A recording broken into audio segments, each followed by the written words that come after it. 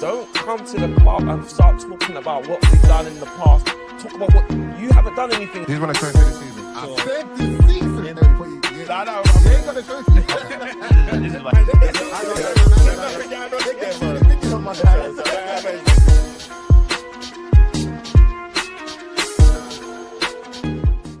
Hello, good morning, good afternoon, good evening.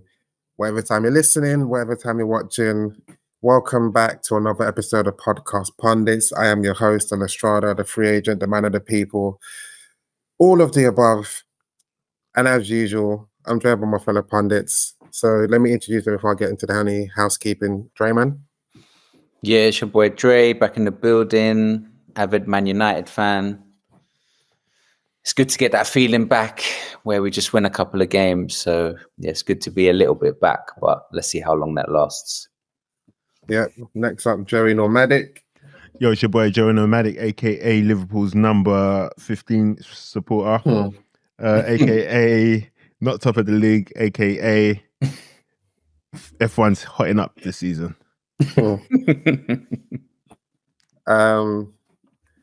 Finally, Strives. Yo, what you saying? Sorry, man. I'm just sitting at the studio, man, as you guys are introducing yourself. But yeah, it's your boy Strives, or you can call me Striver, representing Arsenal, representing England and Nigeria for its international duty. Sorry, man. The lighting will come. We'll sort itself out eventually. And yeah, man, I'm now top of the league. So yeah, Joey Nomadics had to give up that position. I'm now top of the league, representing Arsenal. And it looks like we're staying there for the foreseeable until Haaland gets his act together. If he does, well, when I say gets his act together, gets his act back together, because he's had a tough game at Aston Villa. But yeah, man, glad to be here, man, and chopping it up with the boys. Cool. There's no Money Mar today. He's in South Africa doing whatever he wants to do, man. Do some housekeeping. You can find us on all major platforms.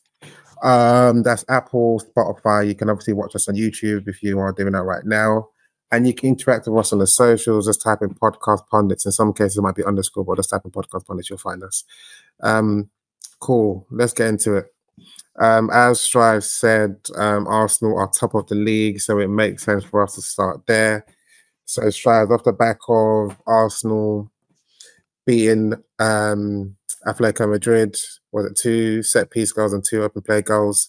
Victor Gyökeres got off the score sheet again. How did you feel going into the game at the weekend?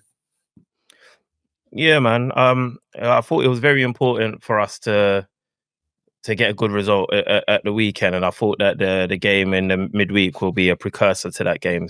I thought that it would definitely set the tone. I thought it'd be a lot more difficult than it was. But I thought it was important to not lose that game against Atlético Madrid because, in my opinion, I thought the Crystal Palace game was more important. Because obviously we've seen that winning all your games in Champions League doesn't really account for much. When it comes to knockout stages, you could still end up with a tough draw like how Liverpool did and still get knocked out like how Liverpool did. So I thought, well, as long as you don't lose a game against Atlético Madrid, so you don't stifle your momentum, we can then go into the Palace game and, continue business as usual. So obviously it was to my pleasure that we completely obliterated Atlético Madrid. And yeah, going into the weekend game, I felt very confident. I felt confident that we should. It was at the Emirates. It was at the carpet. We tend to have a good record at the carpet generally.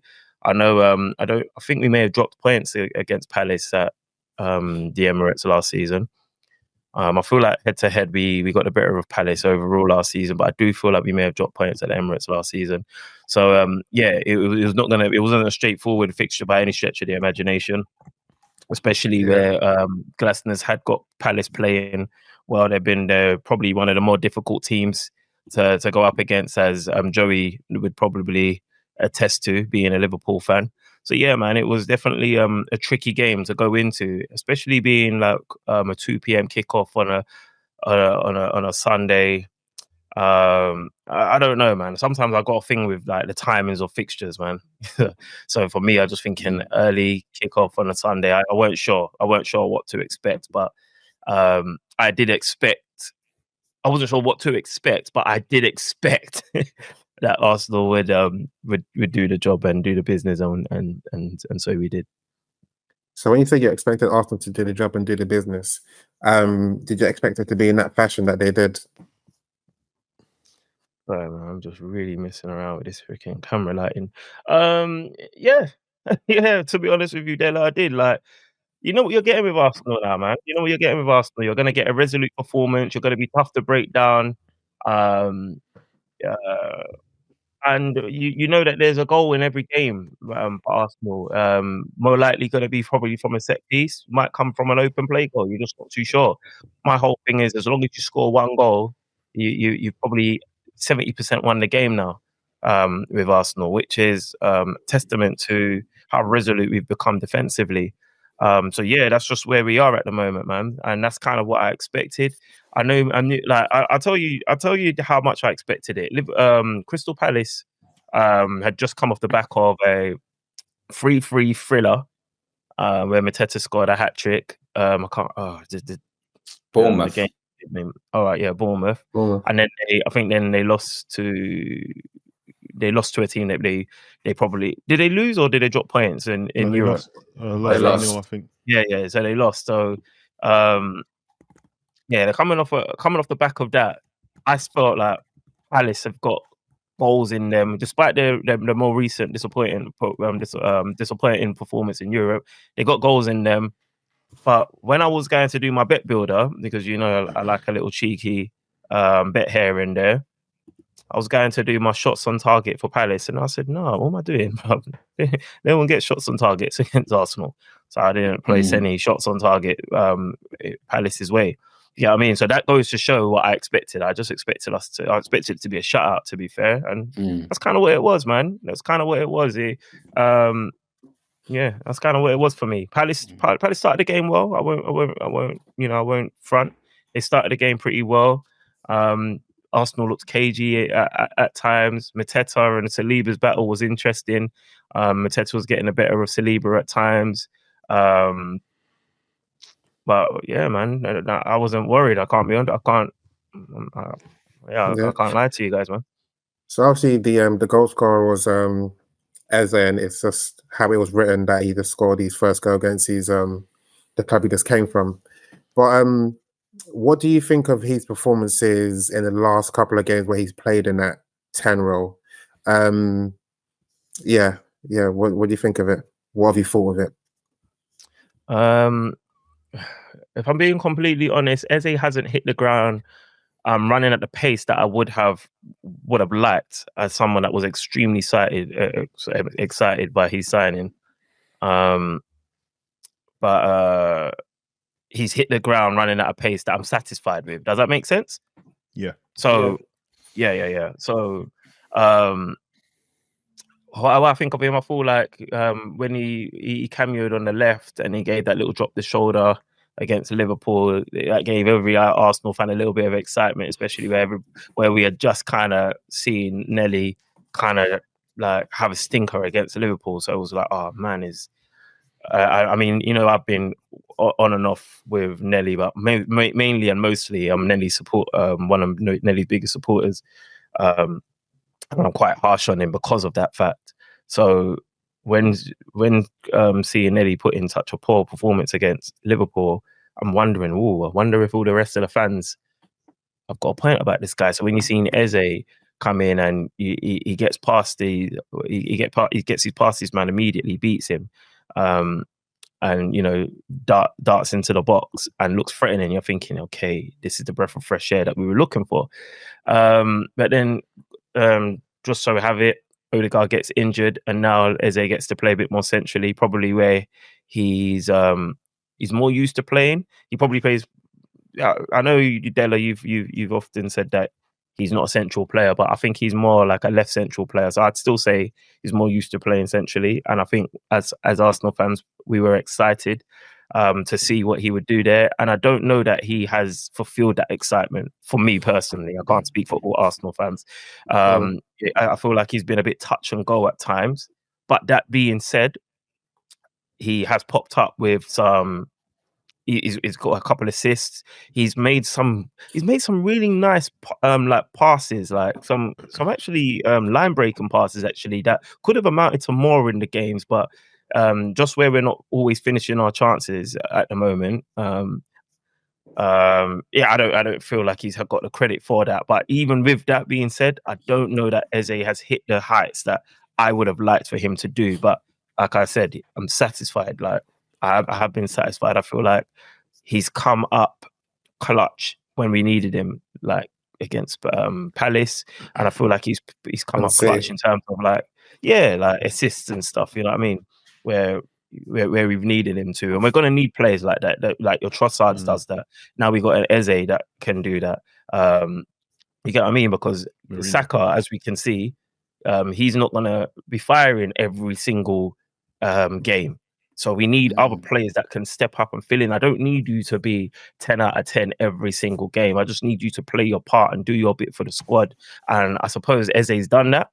I just personally would have liked it to have been more just due to that new toy syndrome that you have. You always want you want your new toy to just, you play with your new toy the most, like at Christmas when you were a kid kind of thing. And you want your gadget to do all the latest stuff and what have you not. So if your new toy is kind of moving like your old ones, you're a bit okay. Like what do you think he's not doing for you to say that he's hit the ground running full speed?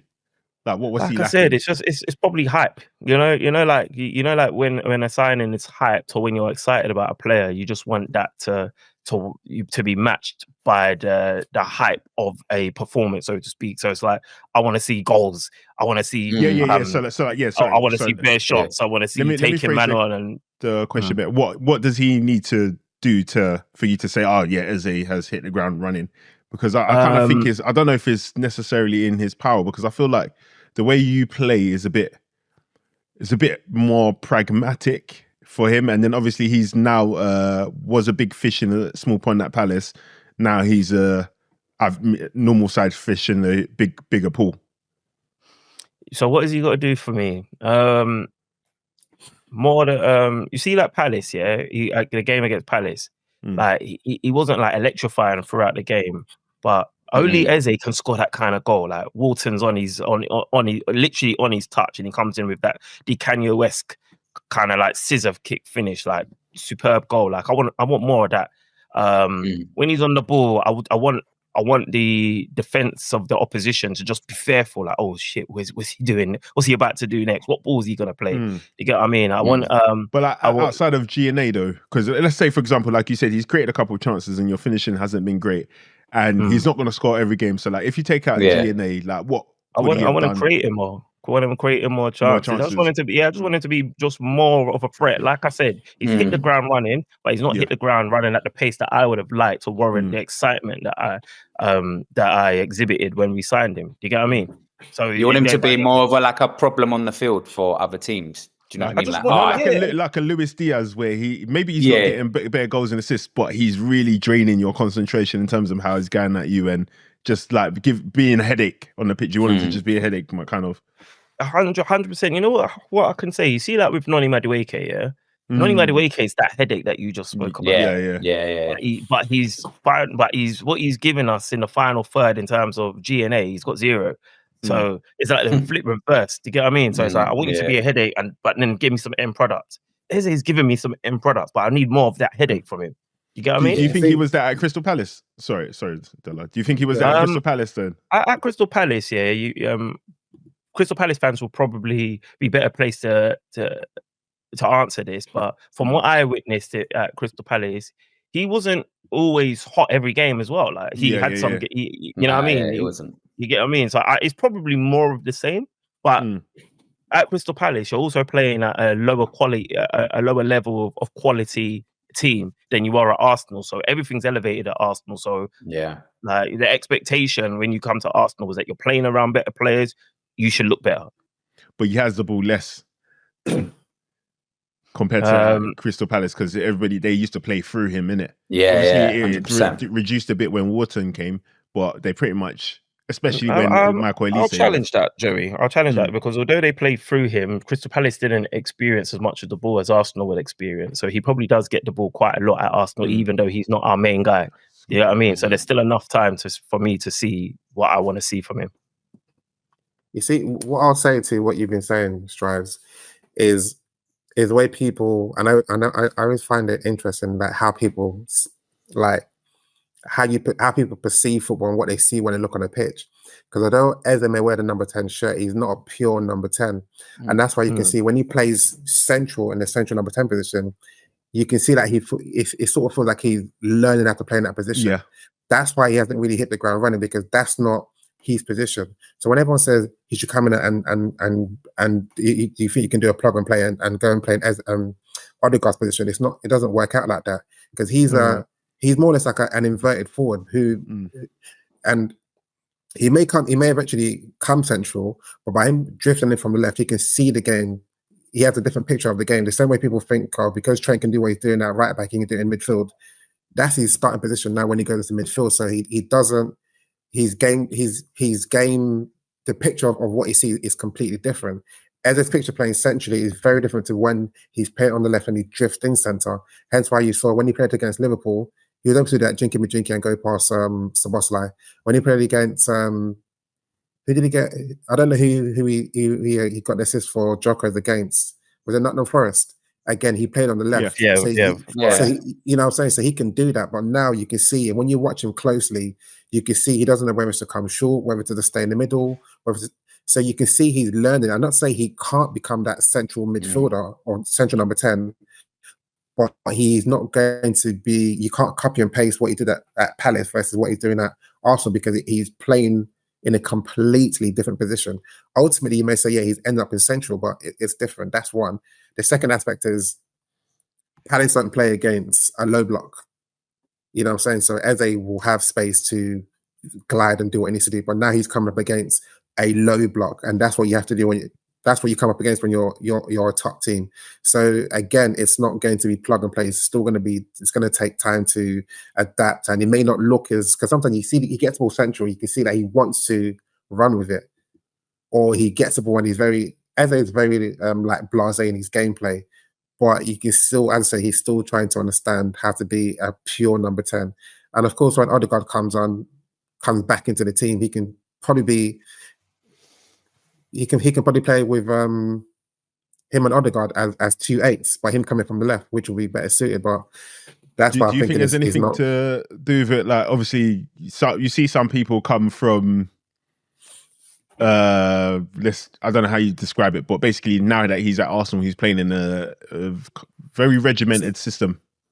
Mm-hmm. Do you think that has anything to do with it in terms of just learning the system and knowing what cog you need to? What part you need to play in that machine, basically? Or I'll say more so now, because he's not played in that position before. So he's trying to understand a new system and a new position. If he was playing on the left, I still think you guys will see what Strives was alluding to. You'll see more of what he was doing at Palace. He's a lot more comfortable in that position, because Madueke is doing what he did. Obviously, again, Madueke started on the left. You put him on the right. You know what I'm saying? Yeah. Arteta, he creates a framework for you to go in, and then you can do what you need to do when you get to a certain place. And in his against Liverpool and against Nottingham Forest, you can see if he's on the left, he'll do it. Because the wide parts of the machine, they're not really kind of integral to how the machine operates. You kind of have a free role when you're out wide. Like, it's literally beat your man or keep possession. So I guess when you're in the center of the pitch, obviously you need to be your crucial part. Yeah, that's the system. structure. Yeah. But cool. That's Eze. But let's talk about Gyökeres, Jules's Joe Nomadic's favorite player. Obviously, I can't see his season. How many games have been played so far this season? Anyway, but people thought that I think it's 12 games together. No, sorry. 12 games. Is it? No, 9. It's 9. No, 9 in the Prem. No, that's in the Prem. Yeah, in the Prem. Obviously, Strives, you've been saying that you've wanted a striker Now Arsenal got that striker. I think you can be honest and say whether you. I've listened to the podcast. I know what you're saying. How he contributed to making Arsenal play slightly differently. But did you basically? What I'm trying to say now, Arsenal's last 3 games was against West Ham, Fulham, and Palace. Those are games you'd have probably said that Gyökeres was probably bought for. So, do you feel like? How do you feel about those performances? Gyökeres is I mean, I think the narrative around Gyökeres is widely centered around the lack of goals he's against that kind of position, and it's not been spread out enough amongst the games that we've played.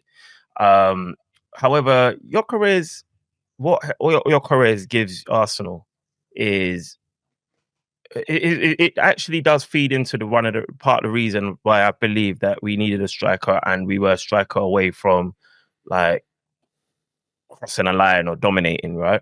Because you need someone who is going to who is literally going to hold that line up top. Like, he's going to give your defenders something to think about constantly.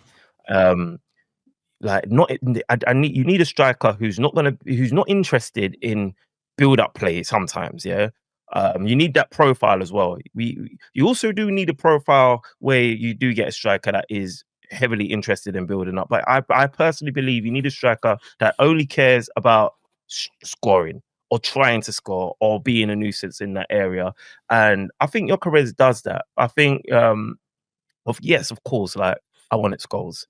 Did I want a striker to do all the off the ball work, to do all the runs, to be to have his heat map flaming hot, but no goals? No, that's not what I wanted a striker for. I wanted the goals as well. But guess what? The goals are going to come anyway.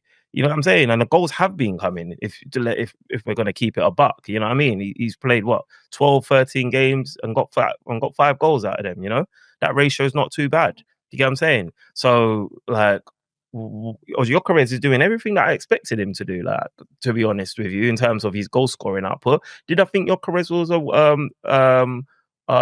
well-beaten striker? No. You guys have been on a podcast with me when I was calling him a commentary striker. But I also thought Isak was going to be that well-beaten striker. Sorry, you're being a fraud here. I'm not being a fraud. You apologise for calling him a Coventry striker before. Yeah, I did apologise because I apologise for calling him a Coventry striker because I was so excited when he came to the club. So I apologise for the abuse that I'd given him in the past, because that excitement was warranted and it was legit, and I still maintain that excitement because this guy, he's literally the best striker in the world as far as Ballon d'Or awards are concerned. He's the top goal scorer in Nations League. He was the top goal scorer in Europe, I believe. He's got these accolades, which mean that defenders are still going to be a bit wary of him, irrespective of you think, oh, this guy's got a little bit of a Timberland boot touch.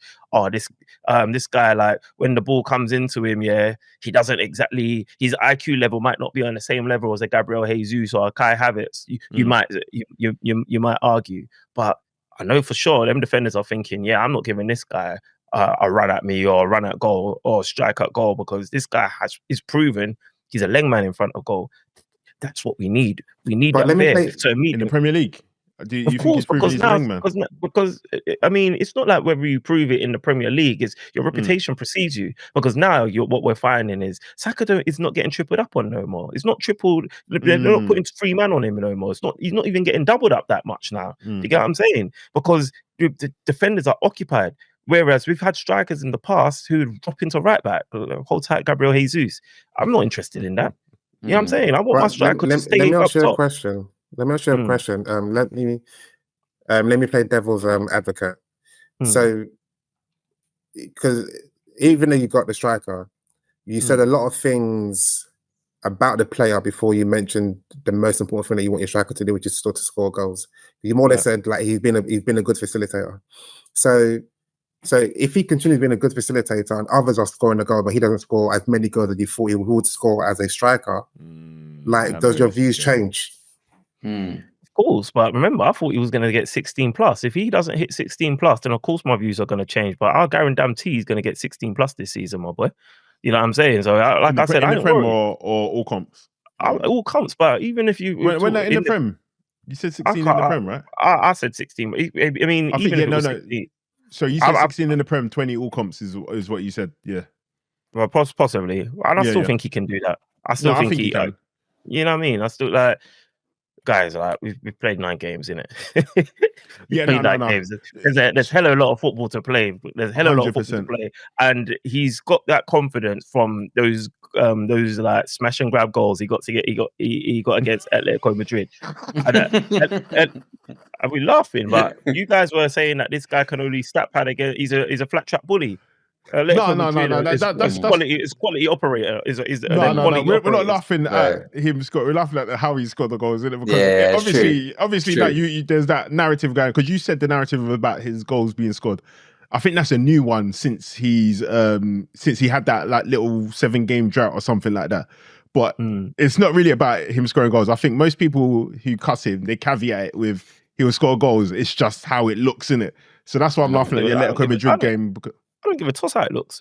No. Obviously, we're not talking about you. We're not talking about you. You should be happy because it's going well for you. But I'm just saying, from the narrative, it's not about. I promise you, all Arsenal fans don't give a toss how the goals look as long as he score goals. Actually, that's every fan, and that should be every fan. There's one guy I know.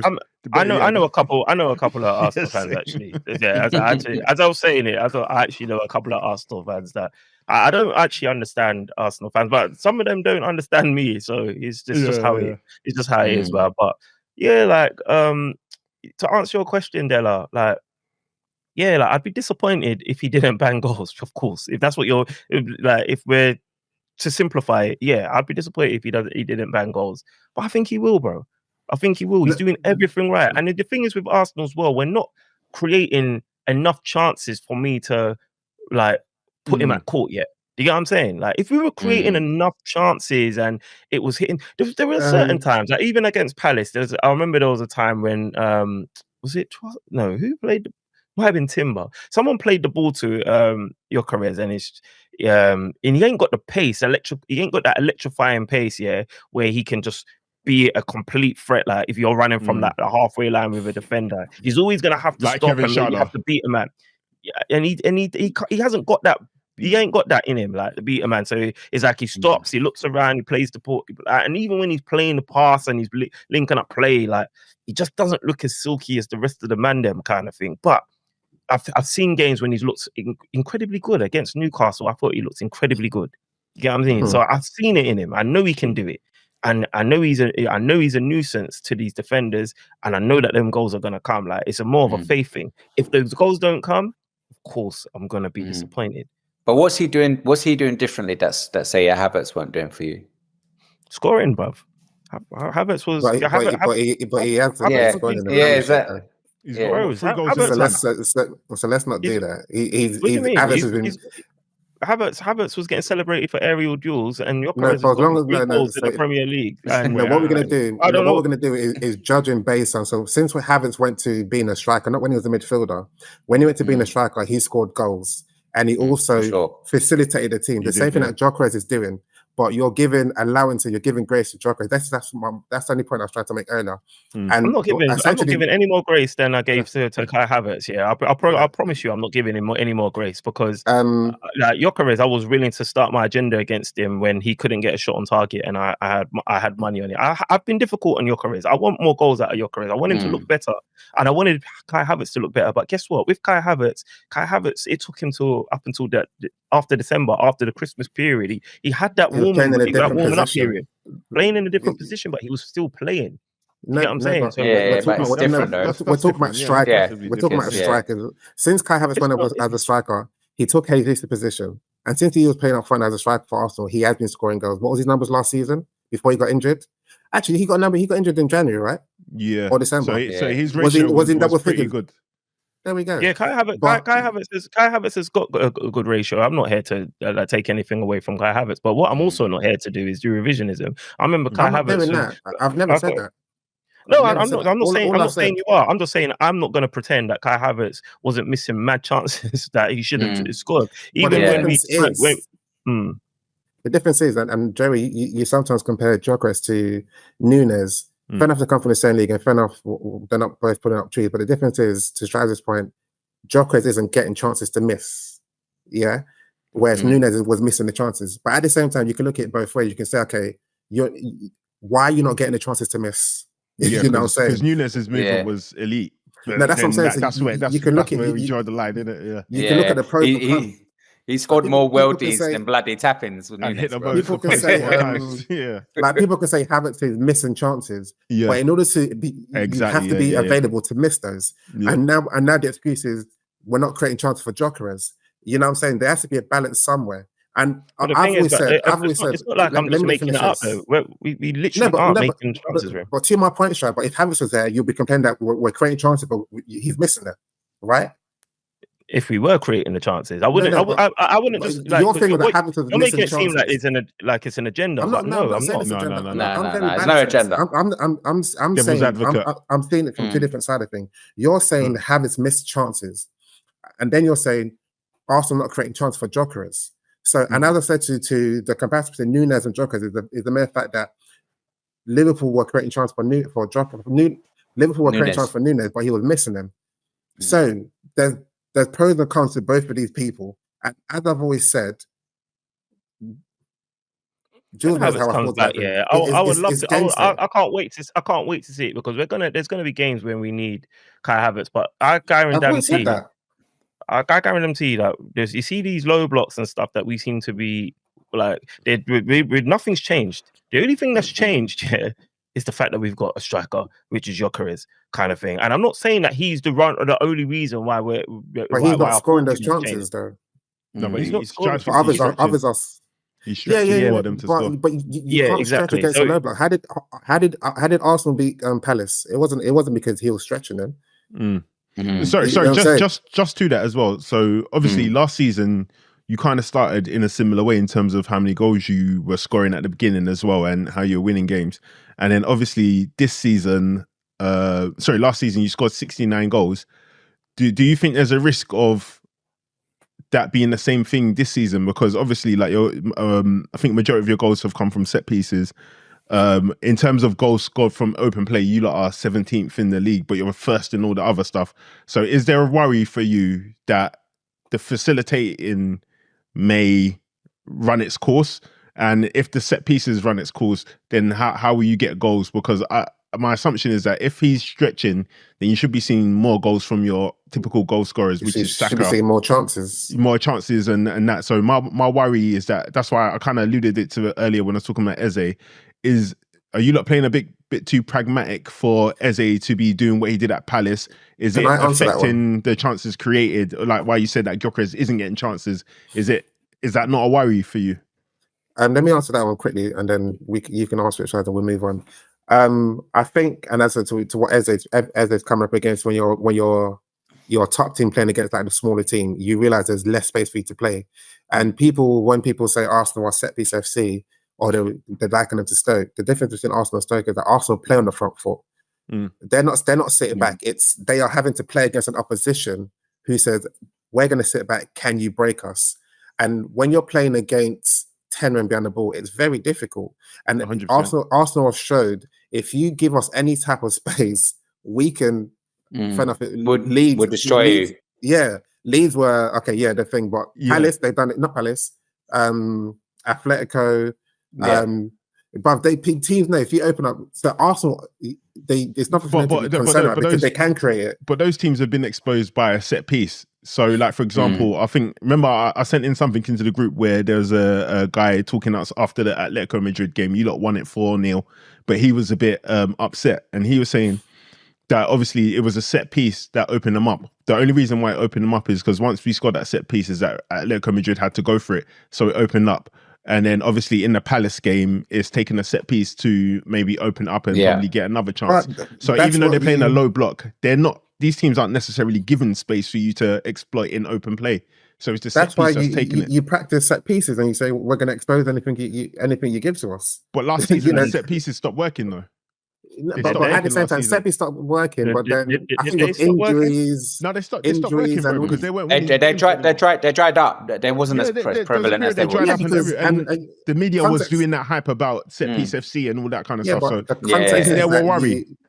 I don't think so, because I think the context is last season that you missed two of your main creative players, Saka and Odegaard. Now, okay, you've got Madueke who can come in, and then you've got Eze who can come in. So I don't think that will happen again. That's why Arsenal have built the squad the same way they did. And people shouldn't forget, this is the same team that Arsenal beat 4-0. They beat Real Madrid 5-2.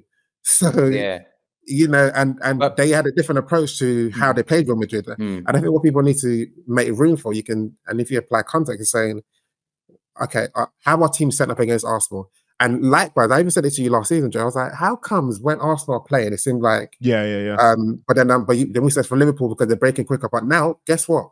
We're going to get not breaking quick anymore. So one, we're not breaking quick, and two, teams are doing the anti-football that Slot doesn't seem to like, and he doesn't have a solution for it. They were doing it to us last season, but I think what the problem is, because I noticed it in, obviously we're not talking about Liverpool game, but in the Brentford game as well. As soon as we win possession on the set piece, bro, there's nobody there to make that pass, bro.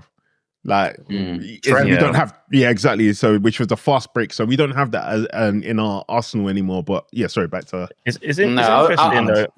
It's interesting. Sorry, Dre, you say what you want to say because I just wanted to say because it's interesting as well, because if we look in all those other positions, you know how we said before that the competition within the team now is actually quite good, and it's brought other players to raise their game. I feel like Gyökeres is probably the only player where he probably isn't feeling that pressure.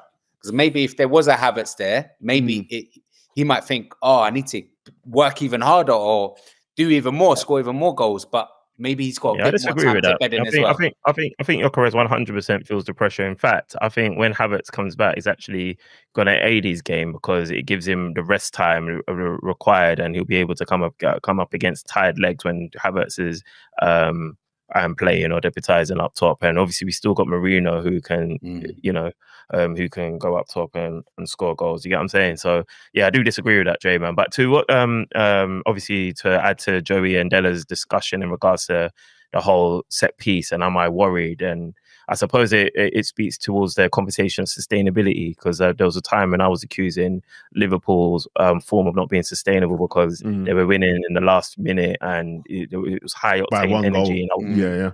And I wasn't sure if that, and I didn't believe that was sustainable. Whereas I don't think the same kind of premise can be applied to Arsenal, because my answer would be, of course it's sustainable. Arsenal are just good at set pieces. We've shown we're good at set pieces. We have been good at set pieces now consistently from last season. About 3 seasons. I'd say about 3 seasons. Yeah, exactly. And then the thing is as well, what also seems to be a consistent pattern is teams are consistently playing a low block against us. So if they're consistently playing a low block against us, that means that they're going to sit back and we're going to have most of the ball. That means we're probably going to get throw-ins deeper into their half. That probably means we're going to win a lot more corners, meaning we're going to get a lot more set pieces. So it's always going to be sustainable because we're always going to win set pieces, and we're good at set pieces. So we're probably going to keep scoring set pieces. And guess what? I have no problem with that. And let me just say something as well. If we don't get set pieces and the team decides, you know what, we're not going to sit back no more, let's come at Arsenal. We're good with that too. Like we've shown at Atlético Madrid, like we've shown at Olympiacos. We can come at us and we'll tell you apart. In the Liverpool game, obviously you've seen how bad we are on set pieces. You guys had untold set pieces. You're not bad at set pieces because we're bad set pieces in Champions League. So we're bad at conceding. I just think it's just a bunch of we're bad at defending set pieces. And then obviously you had loads of corners. I even put a bet on for the Crystal Palace Arsenal game. There was 5 corners in the whole game, bro. So but both were from Palace, isn't it? No, it was 3-2. Like 5 corners in the whole game, innit? So like there's gonna be games where you think set pieces is just corners? Set pieces no. long throwing. It can be from long throw, but you're not as effective from long throws as you guys are from corners. Bro, we're just effective we're effective with our dead ball situation. I think his point with Arsenal haven't scored that many goals from throw-ins. Yeah. So I'm just going by based off what you scored, and you scored the most from corners, innit? So there might be a game where the most effective Saka's injured and Odegaard's injured. That's like for example, was Saka was injured against Liverpool. But then, guys, Let me just finish. What are we saying here? That we will be able to score? No, let me finish, because obviously your most important piece as well, apart from the actual set piece taker, is Gabriel, who's kind of gets the most flick-ons and gets the most goals from it. So if there's a game without Gabriel where the team is playing a low block and you're not really scoring goals from, remember, you're 17th in the table of goals scored from open play. And even that, this whole 17th in the table from open play, you know why I find that so ridiculous and so stupid, is because it's coming off the back of a week. Even the fact that we're talking about it just irritates me. A weekend where Liverpool have dropped points, Chelsea have dropped points, Manchester United have done their thing, well played, Manchester United, Spurs done their thing, well played, Man City have dropped points. Right now, Arsenal are top of the table with Sunderland and Tottenham second and third, and then Bournemouth maybe fourth. I don't even know what's going on with the table. I think Liverpool are sixth, and then I'm seeing stats about Arsenal 17th in open play. It's like the rhetoric and the narrative. No, but bro, come on, man. Like, Arsenal, everything. It's not rhetoric. Because two things can be true, Stravs. Two things can be true. They can be true. I don't want to hear about. They can be true, but there's a time and place. No, not really. Because how is this not the time and place if we're talking about Arsenal? This is the Arsenal section, bro. No, not you. I think what you said about the team just talking about that when you can be talking about Man City losing. Let me just say thank you. Sorry. Let me say, bro, you have to fucking interrupt people. Stravs, you cut me off, bro. You cut me off when I was talking about it. Stravs, you cut me off, bro. I was answering the question, bro. I'm answering the question, and then you. No, I didn't finish asking the question, bro. You asked the question, then Della said, "Oh, let me answer the question." Then Drayman said, and then I was talking my piece, and then you want to jump in. Can I just cut me off though? You cut me off, bro. Go on. All right, you know what, Joey? You talk, and then after we move on to okay, Joey, do you want to finish it or should we go to the now? So essentially, we're talking about the team that is top of the table and their chances of winning the league. When Liverpool were top of the table, they did that. So you're gonna have the conversation in it, but like we've been talking about how bad Liverpool were. So I'm just saying that if you're not scoring goals from open play, there's a high risk. That's why it's being discussed. That's the only thing I'm talking about. Like whether you want to talk about it or you hate it or not is irrelevant. Like we're talking about Arsenal right now, so that's something that is relevant to Arsenal. Yeah, right, cool, man. Ready to go to Liverpool? Let's move over to Liverpool. So, speaking of sustainability, obviously you guys were previously top. There was a time where you could have gone 5 points there. Now you are 6 points behind, if I'm 6 points right. Yeah. So no, I think it's 7 points behind. Okay. Speaking of sustainability, what's wrong with this? Speaking of sustainability, obviously you guys didn't start the season the greatest, but you were winning games. Hence why you just had a conversation about is this sustainable that you're going to score last minute goals. But do you not think there were signs towards the end of last season when you guys sort of started to like seem there was some cracks? Obviously, because you were top of the league and everything else, did you not see anything then, or is it just now you're seeing it? No, because it was, we were able to write it off as just it being hangover from winning the league. Like we won the league very early. And the last time we won the league very early. So like technically in the league, we didn't have anything to play for other than just saying, oh, well, we got more points gap than. But I hear that, but you see, I'll let you continue. You see, when you just say, so you're more or less saying your team, because you won the league, you sort of like took your foot off the gas, essentially. So but then my question, obviously, sorry, that wouldn't be my ideal way of winning the league. But in terms of what you think happened, no. Maybe we're just excusing what we're seeing, because like, how can I be mad at these guys for being rubbish when they've secured the title? So it's like, it's an issue, but am I really going to be worried? You saw the signs. That's right. So you saw the signs, but there was no need for you to acknowledge it because of your position. Yeah, it's not like a red flag. It's more like a orange flag, I guess, innit? Because the job has been completed, innit? So it's not something that I can necessarily. I can. It's an early warning sign. You got to note it as an early warning sign, but it's nothing that's gonna collapse the job, basically. But so that those early warning signs is more or less spiraled into this season. So when you guys are falling off now, so that's what I'm saying. Is it? It's not a complete shock because it was happening then, but you just ignore the signs. No, and you guys are probably better suited then than now because at least you had the players that can play that game that you needed to play. Right now, your personnel is Slot's still trying to find a solution to a problem that was happening from last season. Like, he made worse by getting rid of. What's annoying me about this conversation is Dre's face right now, bro. I don't know why he's smiling so much, bro. I don't know why he's smiling. He's got reason to smile. He has. United are 1 point above you. But allow it, but anyway, just to your point, like I don't think the only time it ever matters is when things go wrong. Just like everything else we've been saying this season. Yeah. No, do you know why? Do you know why those Della? Because the last time we won the Premier League, we probably after we secured the title or the gap was big enough for us to say we've done it, we probably lost like 1 or 2 games in that period. So we had great form, and then the next season we still dropped off, bro. So I don't think necessarily if you finish the job in not a stellar way, let's say, I don't think it necessarily means it's a warning sign for next season that you're going to be rubbish. Or like it's something that you're going to carry on to the next season. Because even in pre-season, I always disregard pre-season, but like we were decent in pre-season. Hence why I disregard it. Okay. So going into your decent game in pre-season, but you didn't have that many players. You didn't have all your options. And what Arne Slot seems to be showing is he doesn't know how to play with this new team he's building or assembling. I mean, in fact, Isak being injured or whatever it is that's happened to him might be a blessing in disguise, because Arne Slot seems to be definitely on fraud watch for me. Yeah, man, you can put him on fraud watch. I'm not going to fight that, because at the end of the day, like I think a lot of people are saying this is the season where you judge him on, because this is a team that has been assembled for him, not by him, but for him. So yeah, that's fair. Me personally, bro, you come to Liverpool, you win a title in a club that has only won one Premier League previously, bro. Like, you get a clean slate, bro, if I'm going to be honest. From me. 100%. But from other fans and all these other people, yeah, like 100%, man. Like, do your thing, man. But not to question. Yeah, go on. Sorry, yeah, just to answer your question in I can't remember your question, sorry. Go on.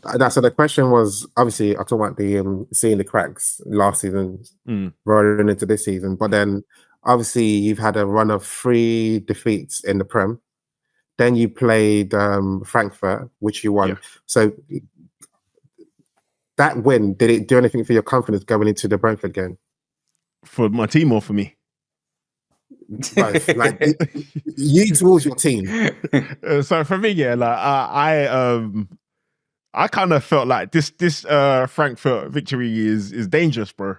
Because it's going to give people a full sense of security, bro. Like, I don't know if people in my Liverpool group, for example, some people were thinking, yeah, like this is it. Me personally, I was thinking, all right, cool. We've just like Man United when they beat us, we've given ourselves a good platform to build upon. Not even a good platform. I say maybe like a semi-decent platform for us to build upon. But the problem with us is that like Slot keeps on saying, and it's starting to get on my nerves. Even though he's just literally being descriptive of what's happening, it's starting to get on my nerves that other people keep on talking about it, innit? So it's like you're giving them, but he keeps on talking about the long balls and the possession and the long passes and the low block and all that kind of stuff. He rightfully said after the Frankfurt game that they didn't play like that. So he was saying, for me, some people took that as a disrespect again to all these other teams. But for me, I took it as the only reason why we won is because Frankfurt played in a way that is easiest for us to play against. But again, people kind of came back and started talking about that as well. So my thing is that, like, bro, you need to figure out how to... He's literally giving people, yo, here's how you beat us. Like, I just think the press conference is weird. And now the worst time but you can't really give it to you, though. As a manager, you should be seeing this, bro. It's not giving anything, bro, because like if I'm playing Arne Slot's team next week, I'm looking at all the teams that have beaten them and how they're beating them. So it's just being descriptive. Imagine you going in, like, imagine you're having a boxing match against somebody, and you've studied the tapes, and you know that, okay, yeah, this guy's weak to the body, and then he comes in a press conference and says, yo, man, I hope he doesn't hit me in the body. Bruv, But he's not stupid. saying that. He's not saying in the press He is conference. I saying hope that. he doesn't hit anybody. He's basically saying that. Oh yeah, like we struggle against low blocks, and they play when the ball's in the air. We can't play football. It's just like, all right, cool. Like let us figure that out for ourselves. You're basically saying to me, you're moaning. It's descriptive, bro. It's descriptive. stupid. He's not saying anything I that think it I needs to be. haven't. It needs to have a bit But you know what, more, Della, it needs to be a he's bit more not saying tactile. anything that I'm not a coach. I've never managed, bro. You two have got more. Della and Stravs have got more managerial experience than me. Yeah, he's not saying that something that I couldn't look at the game and say. So it's like, yeah, maybe you guys don't like it, or it's jarring, or it's a bit boring. No, I don't like it. I just don't have a problem with it. So like, I don't. You lot want to have a problem with him. That's why you have a problem like with it. Like, to be honest, but he hasn't said anything that you guys haven't figured out for yourselves. But so how can it be a problem? To be honest, I didn't figure out that you guys despised it as much as maybe I shouldn't have bigged up your managerial career.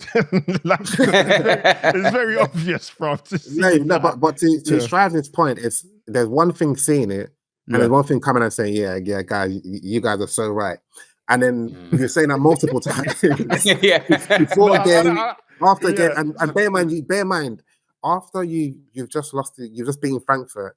You then said, we'll beat them because they didn't play a certain style of football. But guess who you're playing next? Brentford, who you hate.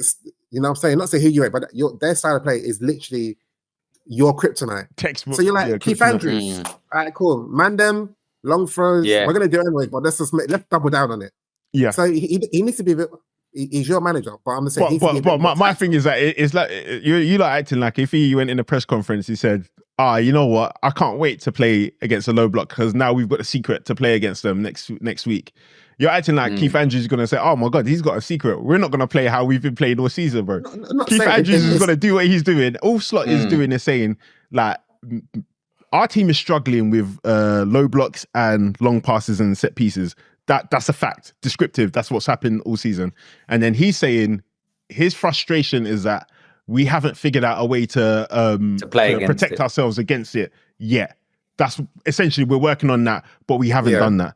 That is literally just thinking out loud. And that's why I think Jamie Carragher said this because he's Dutch.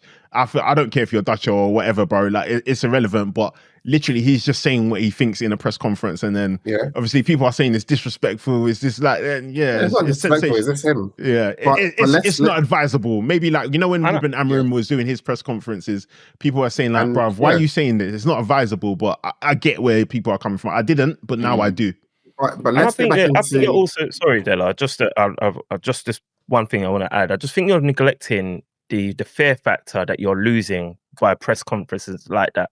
Because before, I think now Arsenal's got that fear factor. People are scared of playing Arsenal because they're like, okay, these guys, if we could go at them, they can pick us apart. If we sit back, set piece FC, like you're going in almost 1-0 down, like mentally. And Liverpool had that. Manchester City have that. When you go into these press conferences, basically like bleeding in public, you're basically like you've lost that fear factor. Now a football team, bro, you have lost that fear factor. No, do you know why we haven't, bro? We're not scared of Arsenal because of... No, they're not scared of you. Listen to what I'm saying. Listen to what I'm saying. We're not scared of Arteta because of his press conferences or post-match analysis. We're scared of them because they're dunking on everybody with set pieces. Yeah. People weren't scared of us. Hang on, last season, people weren't scared of Liverpool because of his post-match analysis. They were scared of him because Salah was clapping goals, bro. So, like, you lot can say what you want about the press conferences, but literally it's just a post-match download or upload of data of what we're doing. Hang on. Obviously, for me, if anything, it's creating rope for the media to hang you with. I think Marley was saying, like you shouldn't interview opponents when they got knocked out in matches because they're going to talk rubbish. You're saying they shouldn't do it for post-match when you lose a game as well because the manager's prone to talk rubbish as well. But you are acting like if that people that our next opponents are Crystal Palace, like Oliver Glasner is watching the press conference and thinking, hey, they bleed from seeing. No, they're looking at us getting bang up in the games and saying they bleed, bro. Yeah, but it's positive for us, bro. He's like, this is a wounded animal that knows they're wounded. You know what I mean? Like, bro, there's a lot that's better to know you're wounded than to not know you're wounded, bro. It's good to know that you're wounded, but it's not the. I don't know if you're purposely doing this, but it's very simple. Like what I'm trying to say.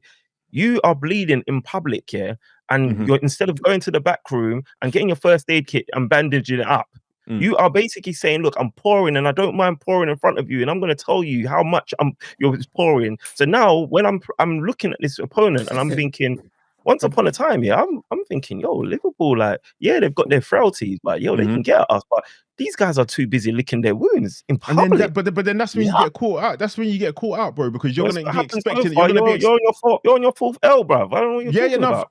That's calm, innit, bro? Like fourth L is calm, what? No, it is calm. It is calm because guess what? 9 games, you lost 4 of them. It's not calm. You're not doing anything that's news because, like you said, Slot's been talking about it in every press conference, innit?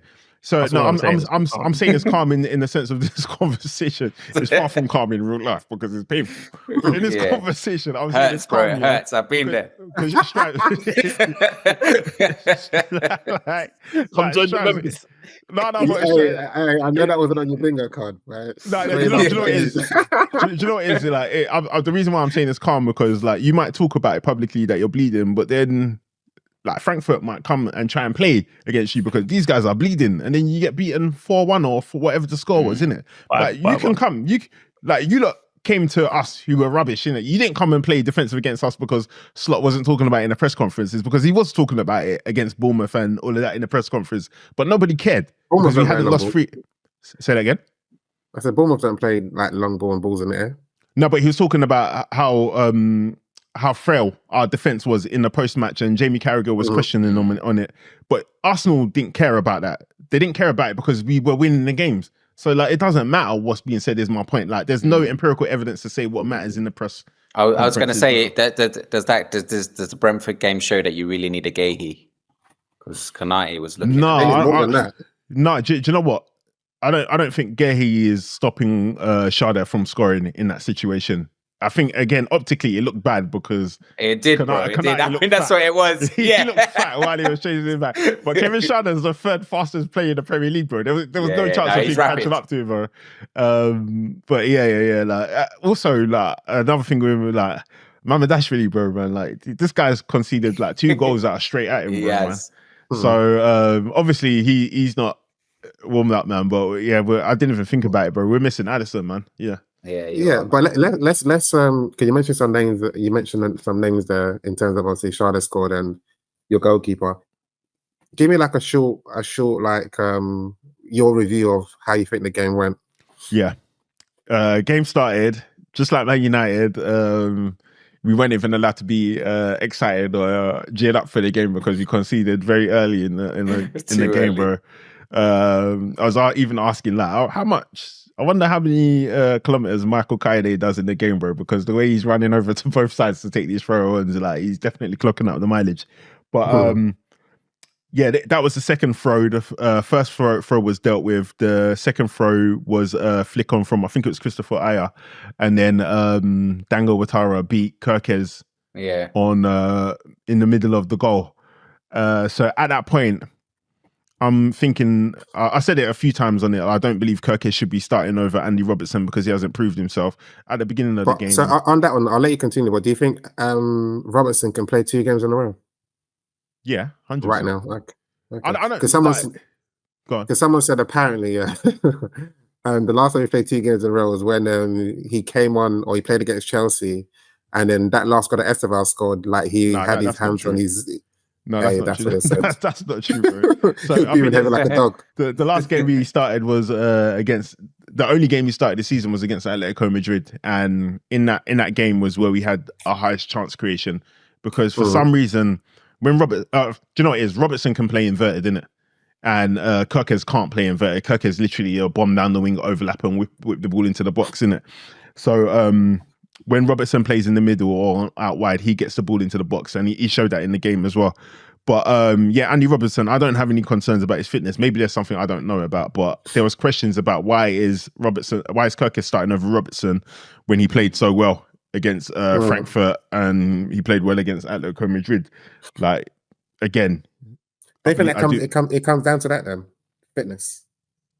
No, I don't think so. Gyökeres hasn't been the greatest this season. Like, if someone plays for in the Champions League, you can easily drop them, especially for Gyökeres. No, but like Mo Salah hasn't played well. Gakpo hasn't. I like Gakpo, but he hasn't been particularly the guy who's undroppable. Like, nobody's been undroppable. So I think there's this thing where, like, Do you know? But it seems Strav, clear is them. Because if he's not dropped him, exactly. So like Strav, you used to have this thing against. I think maybe you used to talk about Arteta maybe being stubborn or like overplaying guys, and like it's kind of Arne Slot's kind of doing that now, bro. Because it's like when everybody's saying, bro, why is Gakpo starting? Is when you start Gakpo, and then when everybody's saying Gakpo should stay on, that's when you take off Gakpo, and then when everybody's saying drop Salah, you don't want to drop Salah, but you eventually did in the Champions League, and then we win, and then now everyone's saying take Salah off. Obviously, Salah scored a worldie, but like, yeah, I don't know, man. Like, Gyökeres is one of those guys where, bro, like, it's not working out how you want it to work. I do believe that you should persist and give guys minutes too. They eventually warm up later on in the season. But I just don't understand why Robertson has been... I haven't seen any redeeming qualities from Gyökeres to say that he's a shoo-in over Robertson, is my point. I agree. So on your formation, you changed your formation against Frankfurt, then you went back to your normal formation against Brentford. And obviously, do you think there was any reason why you used that formation against Frankfurt, and then why did you not keep it? Bear in mind you beat Frankfurt, and bear in mind you're on a run of losing games. You finally won a game. Why do you think you just say let me stick with this? Oh, because Isak got injured. Because because remember we started with Ekitike, Isak, Gakpo, and Ekitike, Isak, Gakpo up top, and then it was the same formation. It was the same formation in Frankfurt. So, when they 4-4-2. No, Jones, Szoboszlai, and I can't remember who the other centre mid was, but it was the all three attackers apart from Salah were on the pitch as well. Did Szoboszlai played in midfield? Yeah. Didn't he play right back? No, he didn't didn't start start off at right. No, he didn't start at right back against Frankfurt. Oh, sorry, Bradley. It was Havertz, Szoboszlai, and the other guy Jones in the middle. So we kind of started the same. The only difference was Isak wasn't there. Ekitike started up front. So and obviously Salah started as well. So I kind of think if Isak was fit, that maybe he would have started him, and maybe potentially he wouldn't have started Salah. I don't know, but I don't think it would have made a difference if I'm going to be honest, because the way Frankfurt got their goal was the way that I think Brentford could have gotten their goal if they wanted to. They could have popped the ball because the space in the middle was just obvious for everyone to see, man. Obviously, Curtis Jones did a job, but he's just not a DM, innit? And once Szoboszlai was a monster as well, like 10 out of 10 performance for me. But once the ball has gone past him, we're just open to all kinds of attacks, which is, I think maybe Strive maybe mentioned that we need to get somebody to cover for Gravenberch. And as soon as we lose Gravenberch... Is Grav injured? Yeah, Grav is injured. I think he done his ankle in not in the Man United game. Okay. But yeah, man, like it was the set pieces. Then it was the ball from us trying to get the game back up. That's how we always concede our goals, man. We're just getting hit on the counter, or one beautiful pass from Damsgaard into Shada, and then we're 2-1 down. Obviously, there was a penalty shot for Gakpo, which for me was a definite penalty. But, yeah, that was a penalty. 100%. I don't think. There was contact in it, man. He went across his body, but it was a penalty. Referee said no. VAR looked at it, said it's not a penalty. Then you've got that's similar to Saka's one, right? Saka's Gyökeres. No, because Thingy didn't touch the ball. Okay. What's his name? I can't remember his name, but Collins, I think. I know he didn't touch the ball. So for me that was a penalty. Then Van Dijk did that challenge, which was like, whether you say soft or not, for me that's a penalty. It's a penalty because you make contact or in the box or on the line. It's a penalty, man. So when it rains, it pours. Is the saying, man. We created a couple of chances. It was, the open play for us. I'm talking about Arsenal in open play. We're creating chances and we're scoring goals as well, bro. But the open play is just it's horrible, bro, man. Like, it's disjointed. It's disjointed and it's imbalanced as well, man. One thing I'd like though, I do like Verts. He's still losing the ball, losing possession under no pressure, which is jarring. But when he's got the ball, you can see he's a nice player. If this machine was running smoothly, bro, it would work wonders for us, man. And again, not too dissimilar from what Strives is saying about. I think, is it right to say, Strives, that if Arsenal machine was running smoothly, you would say that Gyökeres would be clapping goals and. Yeah, because I think, like, obviously, I think it goes without saying, man. Liverpool definitely are suffering from like slower transitioning of your new players. Yeah, 100%. Yeah, but so I think, like if Arsenal, if everyone had transition and everyone had gelled and we'd all played together for a while, we'd be firing on all cylinders. So I definitely think there's credence in what you're saying. I just struggle to accept it as like as strong enough of as a factor or an acceptable factor as to why why the fall off would be like this drastic, considering most teams have bought quite a few players. I think Arsenal bought quite a few players. I don't blame it on that though. Sorry, Della, I don't blame it on that, and I also don't blame it on poor squad building. There's just this thing where, like, I keep on saying it, you lot don't believe me, but after we've had a good season, the next season the drop off is crazy, bro. It happens every single time, bro. For example, after we won the league, the next season we lost 9 games, bro. The next time I think we got close to when we finished 1 point off of Man City, got to the Champions League final, got to the League Cup, won the League Cup, got to the FA Cup final. The next season we lost 9 games, bro. So like there's something about that. Maybe you lot aren't superstitious, so that doesn't really count, but it might be poor squad building for this season, but I think next season will be all right. That's why, for me, you've rang a lot of changes, man. It's like any team. 100%. Like players in, players out. You think it's all going to gel together. It takes time. Like, but to what doesn't matter what team you are. To what Della's saying in terms of poor squad building, where I agree with him is that you've taken off players, and again, God rest his soul, we've lost players and gotten rid of players who have intensity in their game. And that's one thing that Arne Slot says when he's looking for players. He looks for players who have intensity, quick directional changes, and high work rate. You've gotten rid of Luis Diaz. Well, you haven't gotten rid of Luis Diaz. You've had to sell Luis Diaz because he doesn't want to be at the club. Who have you replaced him with that has the same intensity and work rate as Luis Diaz? Well, none of your players that you brought in have intensity. No, nobody. You brought in Isak, you lost Darwin Núñez. Who have you brought in that has the same intensity? Nobody. Ekitike might have the same work rate, but he doesn't have the same intensity off the ball. So now, if you're a team that wants to get possession back quickly so you can have control of the games, you don't have these guys who are going to get the ball back for you, bro. That's all it is, really and truly. So especially that you don't really have a ball winner in the center of the pitch as well. Yeah, we've the ball winner used to be not necessarily Jota, but Jota used to set traps when he used to press the ball. Darwin Núñez used to be one of those traps because he's really good in terms of intensity, and so is Diaz, man. So now we've lost that, and then it just so it coincides with McAllister coming back and being dusty from having no preseason. Then you got Salah, who's moving mad, but still gonna get numbers this season. He's gonna get numbers, Dilla, bro. I was gonna say, and before we move on, be honest here. Be honest. I'm just going back to last season. Wasn't there a lot of games where you guys didn't play so well, but Salah would bail you out? Yeah, bro. That's literally what I'm saying. So that's the cracks then, right? So there's a cracks from last season. So now Salah's completely. That's what I said this season. So you're playing exactly the same as last season then, but no. The difference is that we're not controlling games because we were controlling possession. We were having possession.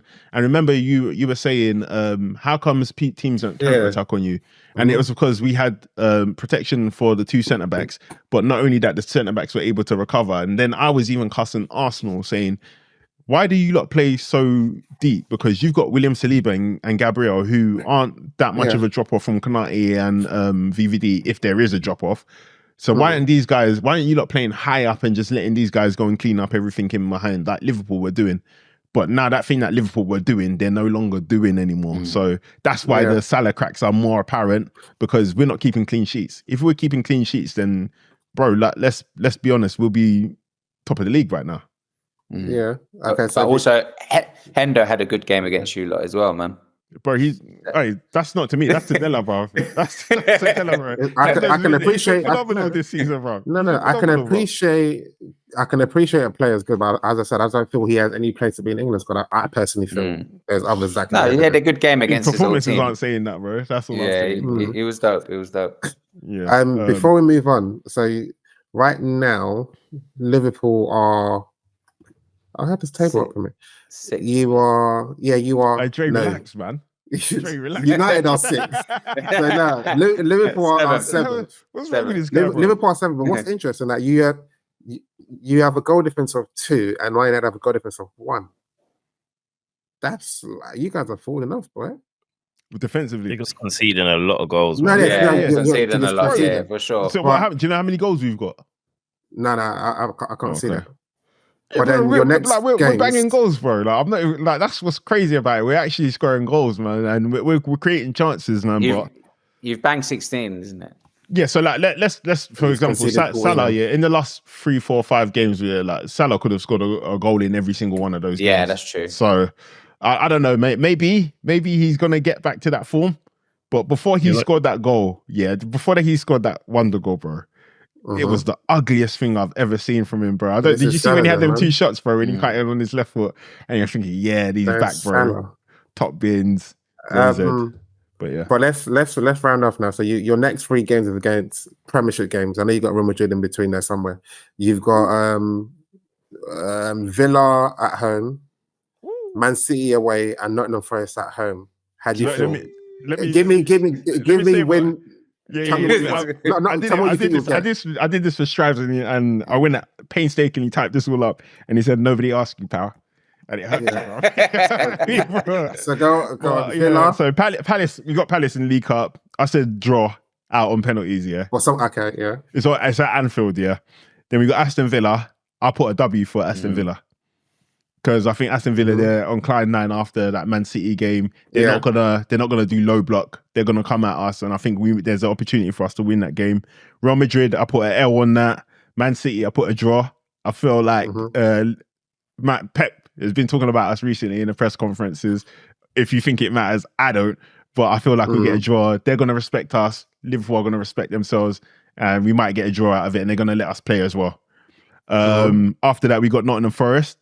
That's at Anfield, but I've actually put a draw because I think they need a game. Some points. Sean Dyche lost his would have 3 second games, game, but then he would have had 3 games. So yeah, and then we've got after that we've got PSV in the Champions League. I put win, West Ham win, Sunderland win, Leeds win. Sunderland win, yeah. Yeah, I mean, let's not get held up on that. Yeah, I've just said it, innit? But obviously, that's. You shouldn't be asking me. I sent it to you, bro. You said nobody asked me, pal. Nobody asked you here, have I? Sunderland, bro. You asked me about Sunderland, you fool. Hey, fun fact, just before you move on, Della, this is just a random fun fact I just thought of. You know, that Arsenal has equaled the best ever record in the first 10. Is it 10 games played in terms of goals? 9 games played in terms of goals conceded, as in the whole of the 140 years that the Prem has been running. The Arsenal's equal the same thing in terms of goals conceded. Man, it's quite impressive still.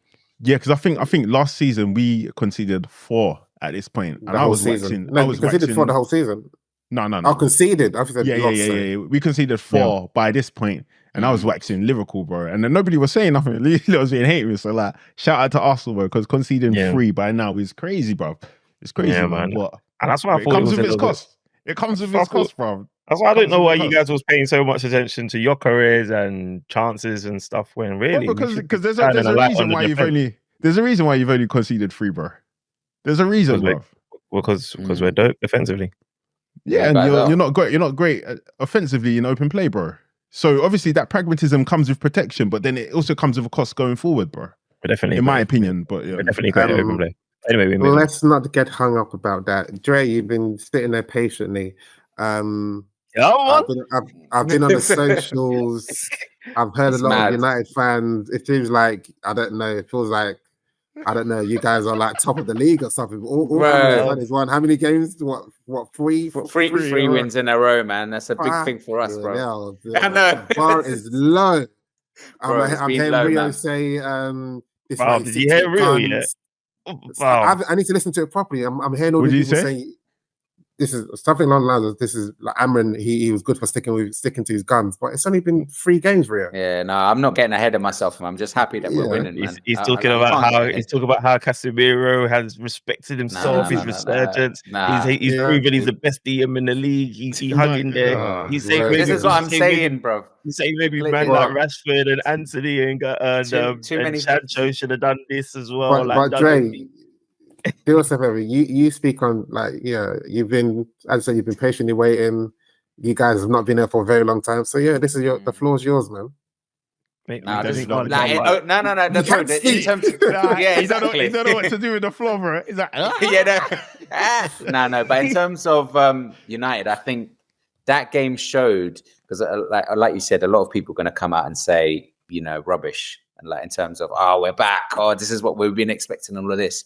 But for me, that game showed the brilliance, but also the vulnerability that we still have when we play football. Mm-hmm. So we're great at attacking. Yeah, they're attacking, the exhilarating attack. So up top, I think you got Mbeumo, you got Cunha, compared to obviously exactly. He played Sesko in this game. Obviously, in the last game, he obviously dropped him to the bench and had Cunha more up top. But this game, he dropped Mount and went with his guns with Sesko at top.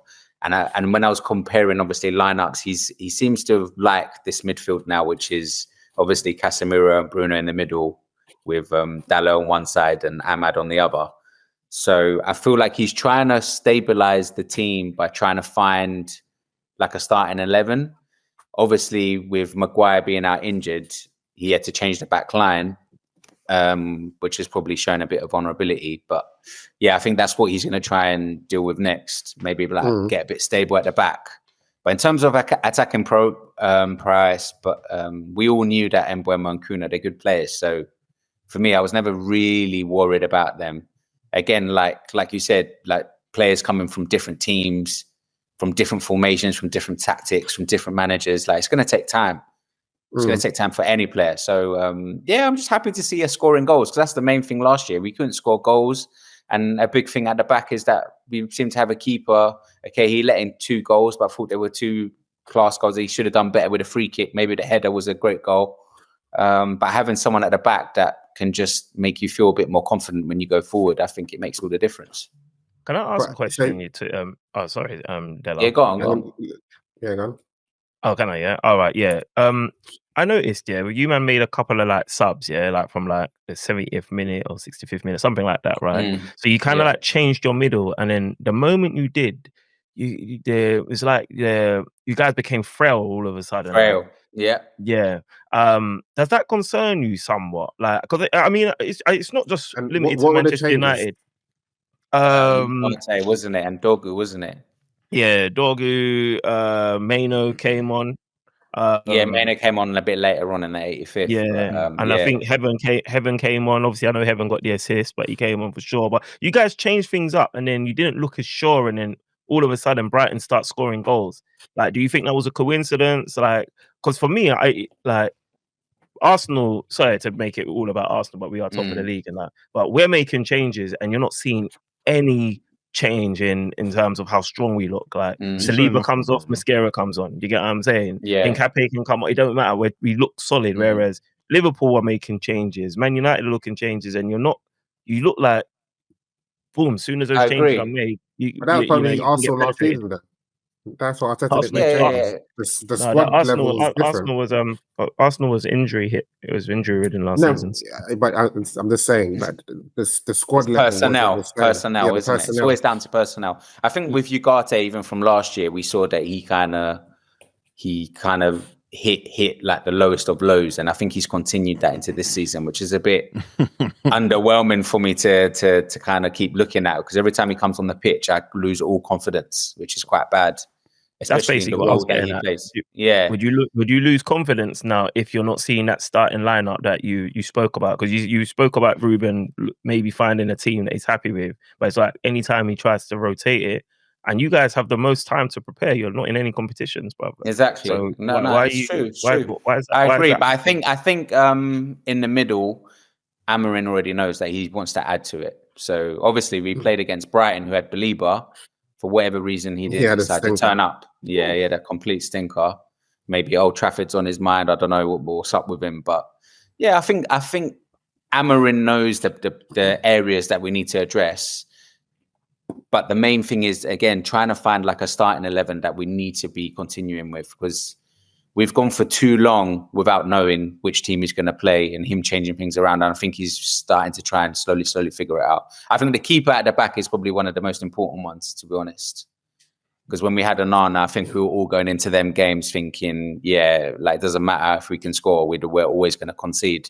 But now we can score more goals. But at the back, I'm just more confident with him. Someone who can come out for corners and grab the ball and things like that. Just basics of just goalkeeping, really. It's nothing special. It's just basics. So with your starting 11, Dre, some basically, because that midfield or that team, we've seen that team bar your goalkeeper many times, and the result hasn't been what it's been for the last like 3 games. Has Ruben tweaked anything in your approach, or is it because it can't just be your personal? There must be some sort of change that's taken place, or no? I don't know if I can say he's tweaked anything, to be honest. I'll be honest with you. Yeah, exactly. Because in like Cunha has had a few chances in the games that you weren't winning. So same as Mbeumo, same as Ahmad. Clinical, isn't it? But now these guys are taking their chances, whereas they weren't. I think that's the only difference. And kind of like what you were saying about Mo Salah. In the last season, he wasn't playing great, but he was taking his chances. This season, he's not taking the chances, and look at us in the league. But I think Go on. I was going to say, in terms of playing, I think like with anything, the mentality in football always plays its part. So confidence is a big thing. You're going into games feeling a bit more confident, like one win after another. And like you said, and when they get the chances now, they seem to be putting them away. So I don't know if they go hand in hand, but it's the Premier League, so like you get them chances, you put away, you're going to make things easier for yourself. Yeah. The question I was going to ask is, are you not concerned? Because if he's been doing the same thing for a season and a half, let's say a season actually, and it's more or less sort of the same person, but he hasn't tweaked anything, what can you put your hat on to say, I won't see this, I'm going to see this next week or something better next week, or you're not going to return to what you was like before? Because Casemiro and Bruno, they played in midfield together. Dorgu and Dallo, they played as wing-backs before together. So if he hasn't tweaked anything in your formation or the approach, are you not concerned that... Because personally, when I watched the game, Brighton were really bad. I know you guys played okay, but Brighton were like really bad to the extent that they weren't even... Passes were going off the pitch. There was a time where Dunk passed to Believer and he wasn't even looking at the ball. I saw that. So is it like, obviously, and you're not Liverpool saying were really bad as well, defensively as well. So. Obviously, but United will raise themselves for that game. But what I'm trying to say is that I know you haven't said it, so you may not think that your team's turned the corner, but I'm just concerned that nothing's really been fixed yet. Exactly. That's why I said nothing's changed. We're scoring the goals, but like I said at the beginning, the vulnerabilities are still there in the team. So for someone to go, we're back, or this is it, we start with Amorim, it's a bit naive, to be honest. No, but you know what though? Sometimes like 3 games in a row is enough. It's not a springboard because you're now the best team in the league and you can go on and win it. It's a springboard because now you've just changed the feel in the dressing room. And that's what I said. Have confidence and you just have belief. Like for example, four losses in a row, it's not going to get you relegated, but it's enough to take you from champions to making everybody feel like, oh, you know what? Maybe we didn't deserve to be champions, and maybe we're not going to win the title anymore. It can destroy or build your confidence in it. So like. Maybe nothing. Amorim said that he felt that there was like a different confidence, like a freedom in the play from the players. But like I said, I don't think you're going to get that unless you're going to win games anyway, or unless you're getting the ball and you're putting the chances away. So they go hand in hand. But the only way that Amorim and the team that he puts on the pitch can prove to everyone that it's working is to keep beating these teams that we say that they've never turned up against before. So do you know what I mean? So it might not be Brighton, because normally Brighton before they've normally been our bogey team. I wasn't even looking forward to this game, to be honest. I suppose he's taken a good approach in terms of how, like, funny enough, he was talking about how Arne Slot approaches press conferences. Ruben Amorim was just like, yo, guys, like, don't try and stop piling in more pressure onto me, bro. Like, keep that same energy. He called them out. He called them out. Yeah, it was like, he's like, no, let's try and win another game back to back. Like, let's keep that as the energy. And yeah, it looks like it.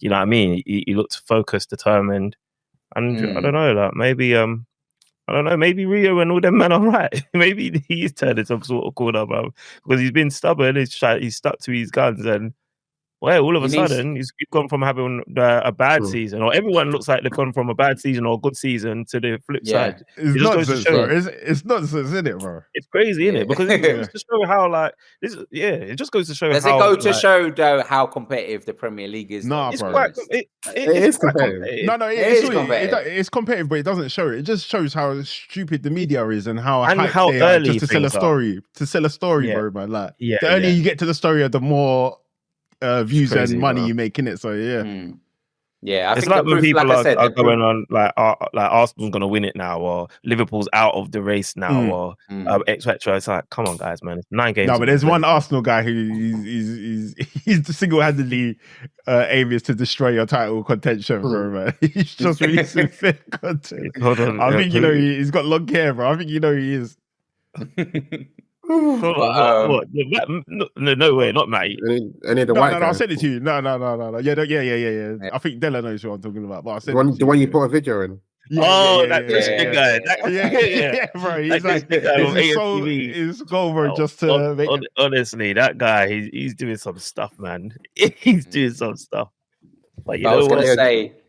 Look, what I was going to say, it's cool. But in terms of the proof in the pudding will be the next probably like 4 or 5 games as well. See how we play. Your next 3 games, I can see, is Forest, Tottenham and Everton. How do you feel towards those 3 games? 6 points. We need to win them.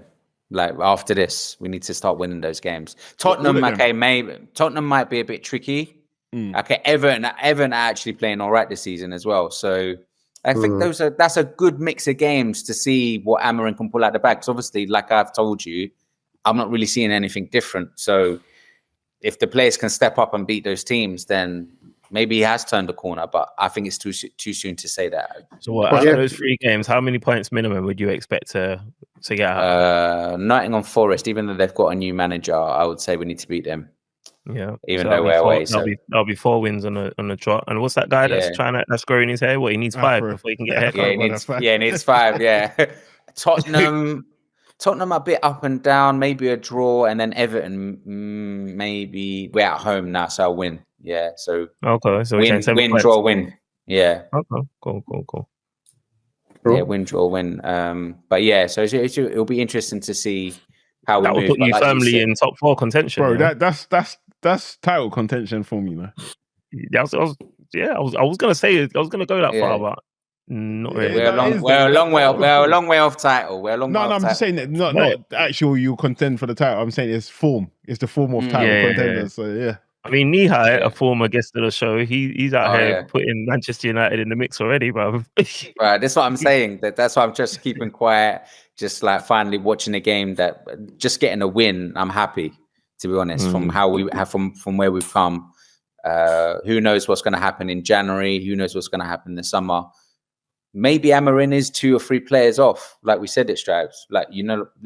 Arsenal. If they've got a good squad, you got players that are coming in that you can replace, and then you're continuing to play the same way that you are. That's what that's every team needs that. You need that to win the Prem. You lot don't need that. We do. No, you only want competition. Like Arsenal need that because they're playing on all fronts, but you lot don't need that. No, but we need that to get back to the heights where we're used to being, man. No, you just need to secure Champions League football if possible, and then build off of that. And off of what you have here as well, maybe get 2 or 3. Yeah, but if you go into the Champions League with what we have now, it's of course. It'll be a game. It'll be a wrap. Like there's no point. Yeah, but that Champions League there will be a springboard to some sort of redemption, which is why it can't happen. It can't happen. What? They're hating. I mean, All of, the same- all, the same- all of a sudden, this Belmont alumni group, bruv, is popping again. Bruv. All the yeah. United fans are weak.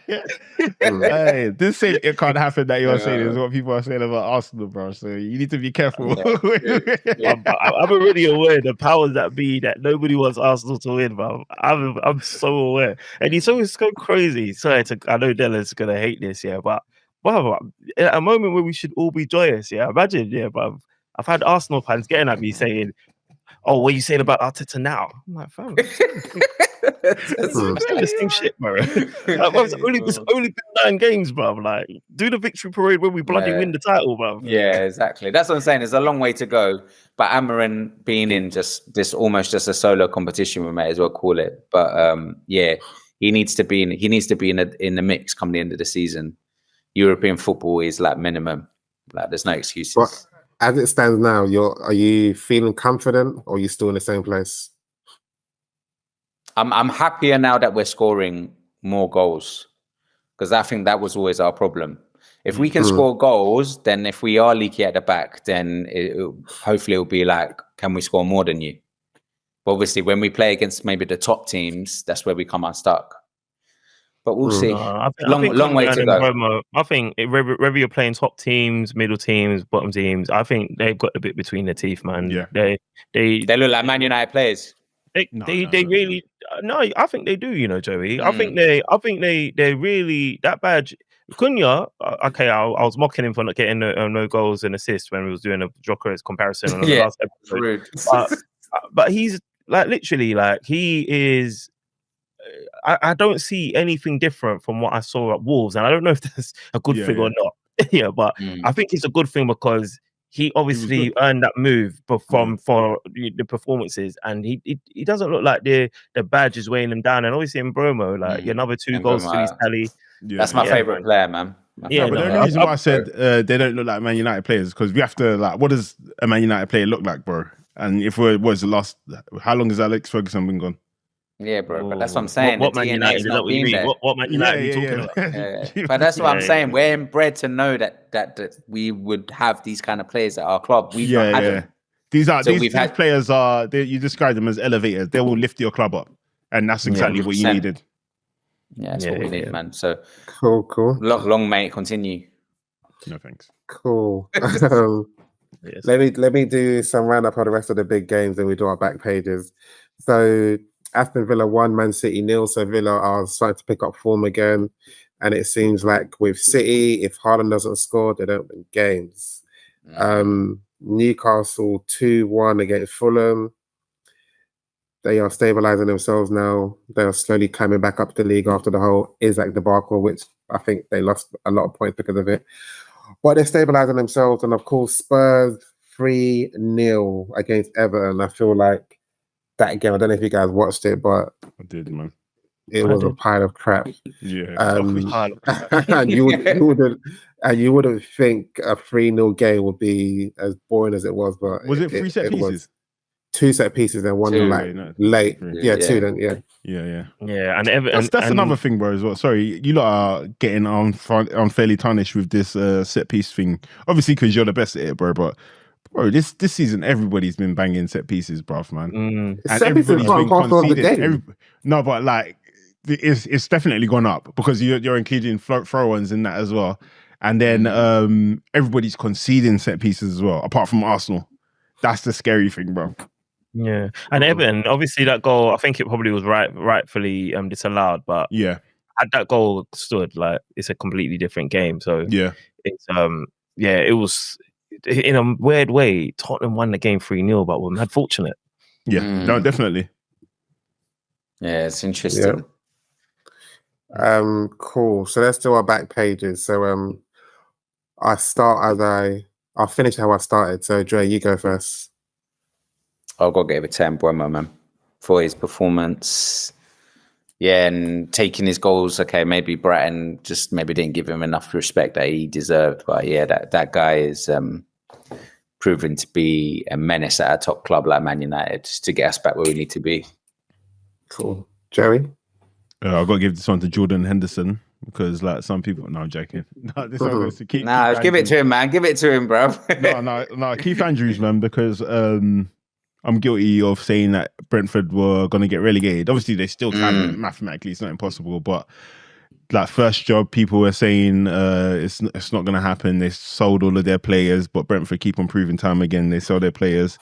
And then Igor Thiago was there last season. Apparently, he was injured and loaned out. Now this season, he's just looking like he's just picked up the mantle from Mbeumo, Wissa, Ivan Toney, Ollie Watkins, all the top players that Brentford have created and moved on, man. So yeah, congratulations to Keith Andrews, man. And he's got beef with Martin O'Neill, even though he does. Oh yeah, he does, doesn't he? Every time. He does.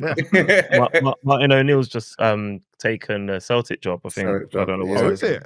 Breaking news: Brendan Rodgers resigns. Yeah, because they lost to Hearts. Hearts, yeah. Midlothian, yeah. Why is he resigning for? Hearts are Did he top, resign right? from? Did he resign from Leicester? Leicester. No, I think he got sacked from Leicester. From Leicester. Okay. I think he did.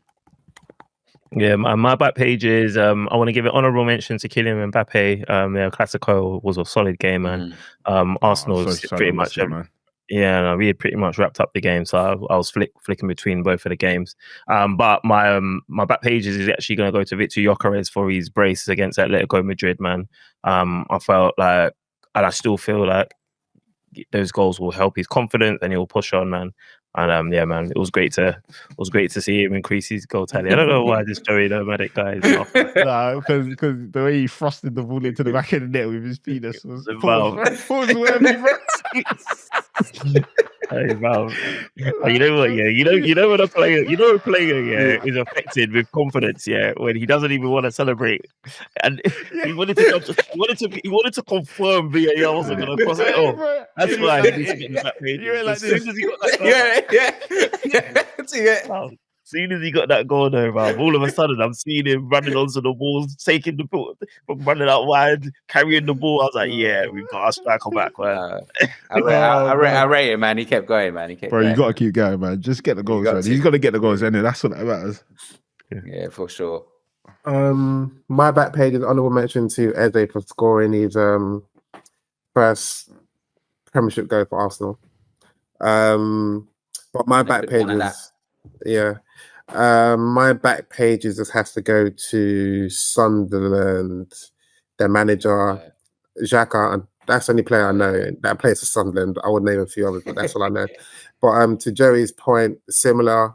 I think most people probably thought all these teams that came up will probably go straight back down like Sunderland, but they are defying the odds, and they're doing very well. So long may it continue. Who they got next? Not sure. I actually had Sunderland as staying up.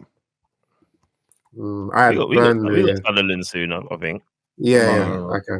Yeah, I had. Cool. Arsenal got. They got Everton next. Okay. All the teams that came up, I actually had them as staying up because they're quite Prem legacy teams like Leeds and Sunderland. Who did you have going down? Brentford. Yeah, we did our Premier League predictions. Are you sure? I'm pretty sure all of us said. I saw we all said they're all going back down. Yeah. No, bro. Go check it, bro. You see what I'm saying, bro? You're trying to throw dirt on my name, bro. I definitely said Brentford, Wolves, and somebody else. I can't remember. I need to check as well. Cool. Well, we can do that offline. Listeners, thank you for listening. Thank you for watching. We were Podcast Pundits. We'll be back again, same time, same place next week. Please like, comment, and share what Strive said. Subscribe. Tell your mom, your dad, your uncle, your cousin, your sister, anyone. Yeah? Thank you guys. Peace out.